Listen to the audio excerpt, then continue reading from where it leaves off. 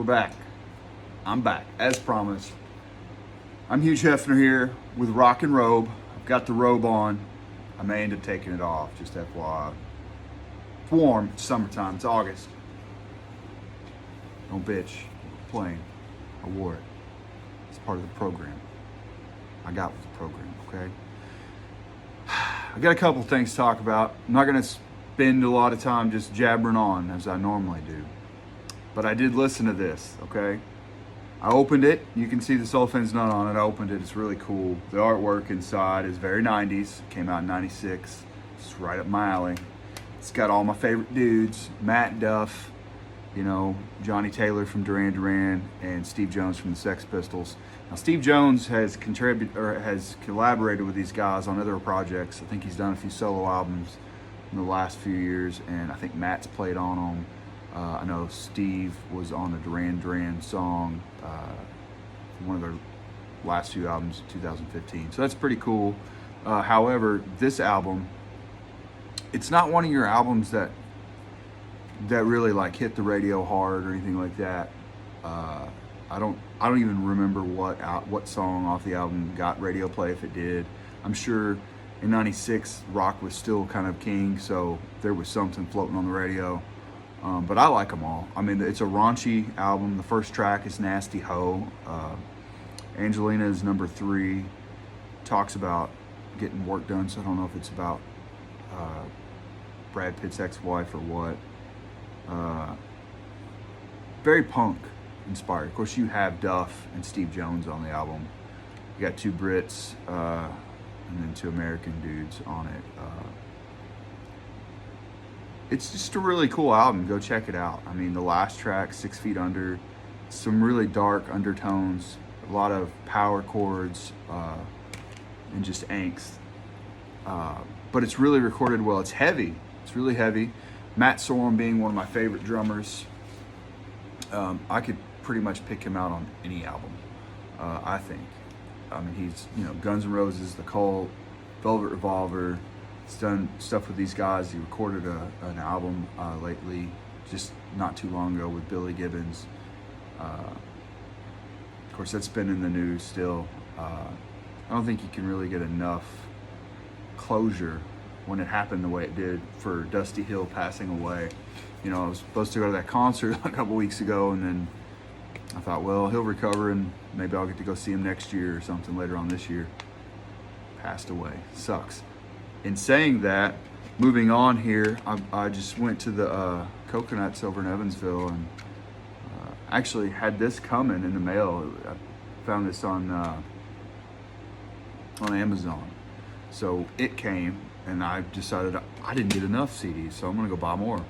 I found this, which I think it was in the $5 bin at Walmart not too long ago, and I just neglected to pick it up. I'd seen it in a couple stores marked up to like $30 or $40. It's the Batman soundtrack that Prince did. It's all Prince. But I'm gonna listen to it and see if I remember any of this stuff. I have watched the Michael Keaton Batman. It's one of my favorite Batmans. So I'm sure I'm gonna recognize some of those tracks. However, it's just cool to add to my Prince roster of albums to collect. But the other thing that I think is so cool that I found, which is why I brought this up, I just can't believe this. So I'm a big King's X fan, and I love Ray Luzier. Ray Luzier is the current drummer of Korn. He also did a stint with Army of Anyone, the DeLeo brothers, and Richard Patrick, the lead singer of Filter. That was another power group that he did. He got his start with David Lee Roth back in the early 90s. And I think he may have played with John Five. I can't remember.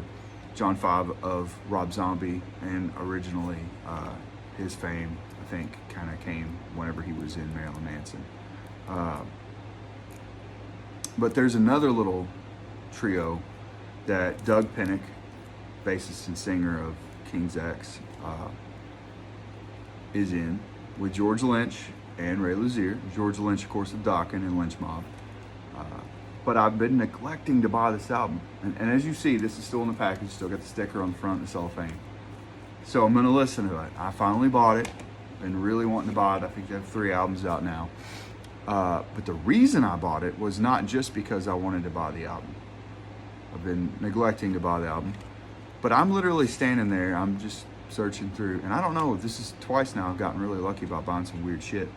But I looked at it and it has this cardboard, it has the cardboard little sheath on it. I don't know if you can see that or not, but those are signatures. This thing's been signed. Literally, that's Ray Lazier's handwriting.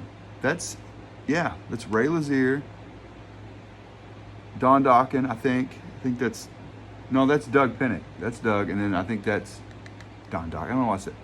That's George Lynch. So, pretty cool. Don't know why it was only $20, because not only did it come signed, but it came with a little pick with the artwork on it.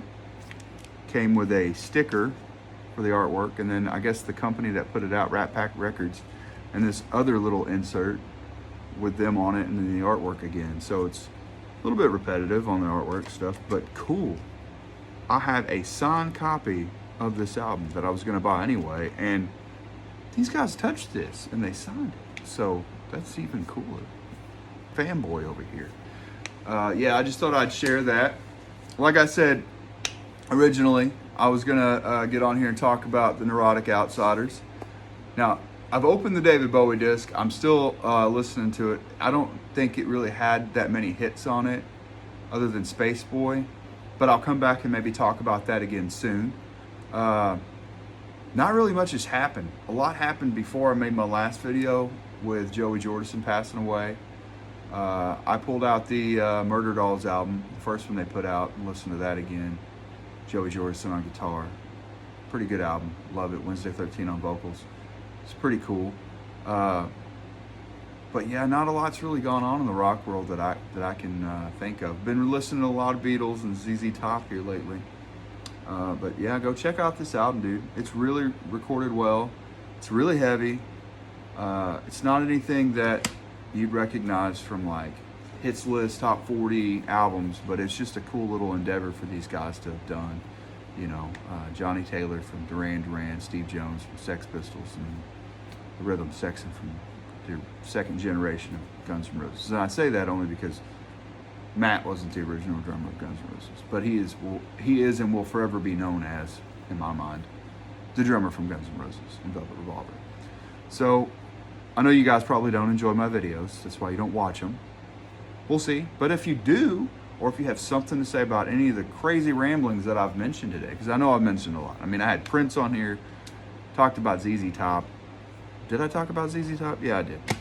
I brought ZZ Top in on it. Neurotic Outsiders. I've got KXM, you know, which is culmination of Dokken, King's X, Korn, Van Halen era stuff, David Lee Roth. So there's a lot to talk about. Get on here, message me, comment, let me know what you think about some of these albums. What are your takes on these musicians, these bands? And maybe give me some ideas, what I should review, what should be my next topic. I'm running out of stuff to think about because nobody's watching, so I'll just keep this stuff in my head. I don't know. But yeah, go down here or up here or over here or whatever direction it is. Give me a like, give me a comment. If you're not subscribed to the Rock and Roll YouTube channel, go check it out. It's just me rambling. You might think it's cool too. I don't know. You're a dork like me, you might be like, dude, I thought the same thing.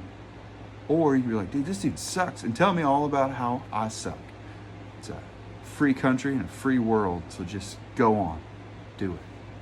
But until next time, peace, rock and roll, and I'll see you next time here on Rock and Roll.